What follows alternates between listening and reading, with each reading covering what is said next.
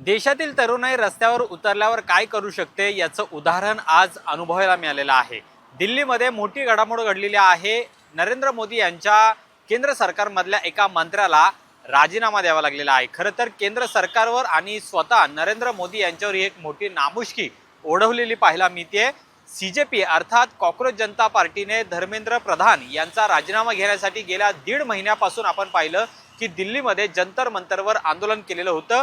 अनेक विरोधी पक्षांनी याला साथ दिली आणि अखेर सरकार झुकलं आणि आज धर्मेंद्र प्रधान यांनी पत्र लिहित त्यांच्या पदाचा त्याग केलेला आहे। गेल्या 1.5 महिन्यामध्ये नेमकं काय काय घडलेलं आहे आणि नरेंद्र मोदी यांना हा धक्का खरंच मानला जातोय का आणि यामध्ये नेमका विजय कोणाचा आहे हे सगळं आज आपण या व्हिडिओच्या माध्यमातून जाणून घेणार आहोत। नमस्कार, मी अमोल धर्माधिकारी आणि तुम्ही पाहत आहात LS मराठी। दिल्लीमध्ये आज एक मोठी घडामोड घडलेली आहे, ती म्हणजे सातत्याने ज्यांचा राजीनामा विद्यार्थ्यांकडून मागितला जात होता त्या केंद्रीय शिक्षण मंत्री धर्मेंद्र प्रधान यांनी अखेर त्यांच्या पदाचा त्याग केलेला आहे आणि एक पत्र त्यांनी तरुणांना लिहित नरेंद्र मोदी यांच्याकडे त्यांच्या पदाचा राजीनामा सुद्धा दिलेला आहे। याचं प्रमुख कारण म्हणजे नीट परीक्षा झाली। या नीट परीक्षेमध्ये जो गैरव्यवहार झाला, ज्याच्यामध्ये अनेक त्रुटी समोर आलेल्या होत्या आणि या संपूर्ण परीक्षेदरम्यान आतापर्यंत देशभरामध्ये 22हून अधिक विद्यार्थ्यांनी आत्महत्या केलेली होती। याच घटनेच्या विरोधामध्ये आपण पाहिलं की कॉकरोच जनता पार्टीने दिल्लीमध्ये नव्हेच तर देशभरामध्ये वेगवेगळ्या ठिकाणी सातत्याने आंदोलन केली। गेल्या 36 दिवसांपासून दिल्लीतल्या जंतर मंतरवर अभिजित दिपके याचं आंदोलन सुरू होतं। या आंदोलनाला सोनम वांगचुक यांनीही साथ दिली। त्यांनी आमरण उपोषण सुरू केलं आणि सातत्याने धर्मेंद्र प्रधान यांचा राजीनामा घ्यावा अशा पद्धतीची मागणी या आंदोलनाच्या माध्यमातून करण्यात आली। 20 जुलैला हे आंदोलन अधिक आक्रमक झालेलं आपण पाहायला मिळतं, ज्याच्यामध्ये हिंसक वळणावर हे आंदोलन गेलं। लाठीचार्ज विद्यार्थ्यांवर झाला, पोलिसांना सुद्धा दगडफेक करण्यात आलेली होती आणि या झटापटीमध्ये हे वातावरण अतिशय चिघळलेलं होतं, ज्याच्यामध्ये आपण पाहिलं की याची चर्चा देशभरामध्ये सुरू झाली। त्याआधी 2 दिवस आधी आपण पाहिलं की सोनम वांगचुक यांना सुद्धा अक्षरशः दिल्ली पोलिसांनी चादरमध्ये गुंडाळून त्यांना या जंतर मंतरवरच्या मैदानावरनं हलवलं आणि त्यांना रुग्णालयामध्ये दाखल सुद्धा केलेलं होतं। त्यानंतरच ही ठिणगी खरं तर पेटलेली होती, जी देशभरामध्ये पसरलेली होती।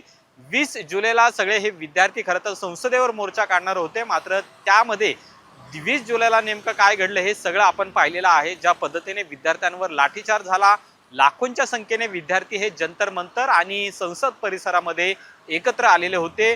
तिथं सुद्धा हिंसक वातावरण निर्माण झालेलं होतं आणि कुठेतरी सरकार हे बॅकफूटवर गेल्याचं दिसून आलेलं होतं, कारण विद्यार्थ्यांचा आक्रोश आहे तो दिवसेंदिवस वाढतच चाललेला होता आणि कॉकरोच जनता पार्टी सुद्धा जोपर्यंत धर्मेंद्र प्रधान यांचा राजीनामा होणार नाही तोपर्यंत मागे हटणार नाही अशी सुद्धा भूमिका त्यांनी घेतलेली होती। दिल्लीमध्ये या दरम्यान विरोधी पक्षनेते राहुल गांधी हे सुद्धा मोठ्या प्रमाणात आक्रमक झालेले होते। त्यांनी सुद्धा नरेंद्र मोदी यांच्या घराबाहेर काही अंतरावर आंदोलन केलेलं होतं, ज्याच्यामध्ये त्यांना आणि प्रियंका गांधी तसेच काँग्रेसच्या दिग्गज नेत्यांना पोलिसांनी ताब्यात घेतलेलं होतं। त्यानंतरही राहुल गांधींची आक्रमकता ही कायम राहिलेली होती। त्याच दरम्यान नरेंद्र मोदी यांनी एक ट्विट केलं, ज्याच्यामध्ये विद्यार्थ्यांना त्यांनी आवाहन केलेलं होतं।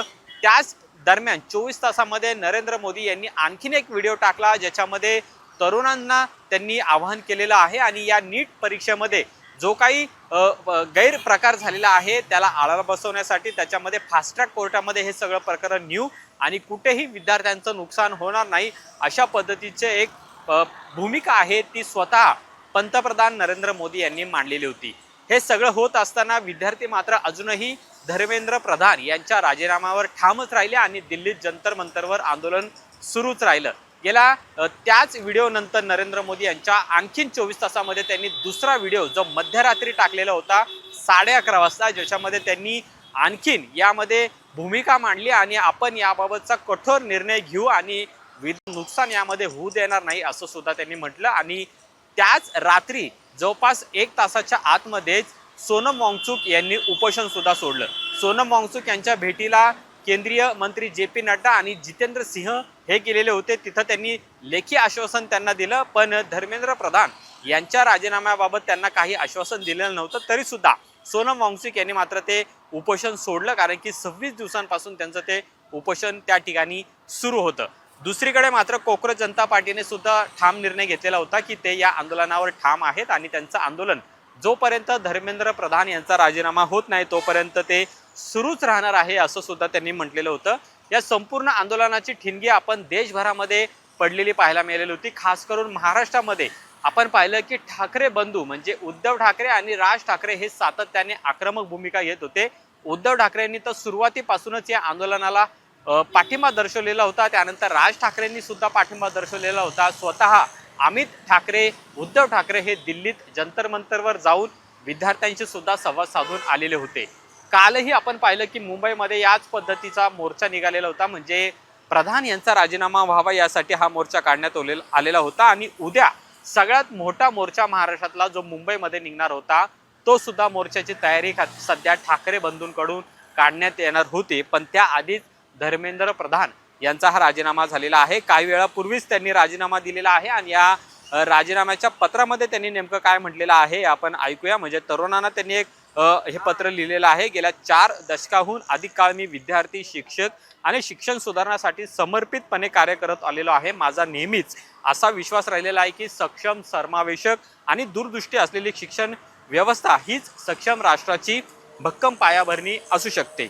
मी मनापासून या तरुणांच्या आकांक्षा, भावनांचा आणि त्यांच्या न्याय अपेक्षांचा आदर करतो आणि तसेच आदरणीय पंतप्रधान नरेंद्र मोदी यांच्या दूरदृष्टीने नेतृत्वाखाली राष्ट्रसेवेची जी संधी मिळालेली आहे त्याबद्दल सुद्धा त्यांनी आभार मानलेले आहेत। पुढे त्यांनी पत्रात बराच उल्लेख यामध्ये केलेला आहे, पण विरोधी पक्षांनी याच्या वेगळ्या पद्धतीचं राजकारण केलेलं आहे आणि त्यामुळे तरुणांची पिढी यामध्ये उद्ध्वस्त होऊ नये यासाठी मी हा निर्णय घेतोय असं सुद्धा त्यांनी म्हटलेलं आहे। आणि गेल्या 10 दिवसांमध्ये जे काही सुरू आहे देशभरामध्ये त्याच्यानी माझं मन सुद्धा हे व्यतीत झालेलं आहे असं सुद्धा त्यांनी म्हटलेलं आहे। देशातील युवा शक्तीला कोणत्याही भ्रमजाळात अडकू देणार नाही आणि त्यामुळे हा माझा संकल्प आहे। जंतर मंतरवर आणि देशभरात निर्माण झालेल्या परिस्थितीचा राष्ट्रविरोधी शक्तीने गैरफायदा घेऊ नये, देशाची एकता अबाधित राहावी आणि भारतातील एकाही विद्यार्थ्याचं भविष्य हे कायदेशीर गुंतागुंतीत अडकू नये आणि आपल्या मुलांनी अभ्यास आणि करिअरवर लक्ष द्यावं या विचाराने मी माझा राजीनामा आदरणीय पंतप्रधान नरेंद्र मोदी यांच्याकडे सुपूर्द करत असल्याचं त्यांनी या पत्रामध्ये म्हटलेलं आहे। आता धर्मेंद्र प्रधान यांनी राजीनामा दिलेला आहे, त्यामुळे कॉक्रोच जनता पार्टी नेमकं काय करणार त्यांच्या भूमिकेकडे सुद्धा लक्ष लागलेलं आहे। कारण त्यांची प्रमुख मागणी खरं तर ही होती की धर्मेंद्र प्रधान यांचा राजीनामा व्हावा। दुसरे काय, राज ठाकरे, उद्धव ठाकरे, राहुल गांधी, शरद पवार असे सगळे विरोधी पक्ष आहेत ते सुद्धा यामध्ये आक्रमक झालेले होते आणि अखेर धर्मेंद्र प्रधान यांचा राजीनामा झालेला आहे। त्यामुळे विद्यार्थ्यांच्या आंदोलनाला हे एक मोठं यश मिळालेलं आहे। पण याचे पडसाद जर आपण पाहिले तर नरेंद्र मोदी यांना हा एक खूप मोठा धक्का मानला जातोय। कारण नरेंद्र मोदी यांच्या गेल्या 12 वर्षांच्या कार्यकाळामध्ये एकाही मंत्र्यावर अशा पद्धतीचे आरोप झालेले नव्हते आणि अशा पद्धतीने एखाद्या मंत्र्याला राजीनामा सुद्धा द्यावा लागला नव्हता। मात्र ती नामुष्की आज 2026 मध्ये केंद्रीय शिक्षण मंत्री राहिलेल्या धर्मेंद्र प्रधान यांच्यावर ओढवलेली आहे आणि या संपूर्ण घटनेमध्ये 2 वेळा पंतप्रधान नरेंद्र मोदी यांना त्यांची भूमिका ही सोशल मीडियावरती मांडावी लागलेली आहे। त्यामुळे हे आंदोलन किती आक्रमक तीव्र त्याचं झालेलं होतं आणि सरकारची कशा पद्धतीने नामुष्की याच्यामध्ये झालेली होती हे यामध्ये दिसून येत आहे। त्यामुळे आता धर्मेंद्र प्रधान यांचा राजीनामा झाल्यानंतर याचे पडसाद कशा पद्धतीने उमटतात हे पाहणं महत्त्वाचं असेल। पण केंद्र सरकारला हा एक खूप मोठा धक्का आहे। तर दुसरीकडे विद्यार्थ्यांच्या आंदोलनाला सुद्धा मोठं यश या निमित्तानं मिळालेलं आहे।